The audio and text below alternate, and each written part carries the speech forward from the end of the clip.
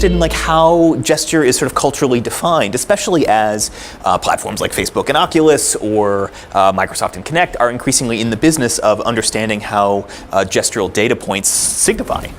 So in terms of how data has sort of informed my own creative work, which I think was sort of the originating question, I made a dance in Texas a couple months ago that was sort of this archive of failed or lapsed gestures. So for example, my son is 5. I have a 5-year-old, and he will never understand that when I go like this to my wife when we're driving the car, I want her to roll down the window. That this is a gesture that is completely evacuated of meaning. My son will literally never understand that. Or, for example, this, which depending on where you are in time or space, could either mean turn off the light or flush a toilet.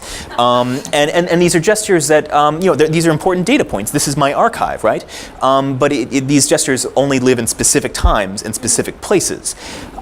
So for me, anyway, the work of this last commission was to sort of collate all of these failed or lapsed gestures that were all skeuomorphically designed, by the way, and create a kind of danced archive for future reference. Because you look at, like, Google has smart pants now, right? Like, what is the gestural control system for smart pants? We don't have a gestural vocabulary for pants, other than, I guess, putting them on, I suppose. But so, there's this colossal question in the next 10 years of how we're going to engage with all of this content and all of these platforms. And figuring out, like, gestural archives or creating gestural archives is, for me, the work to be done.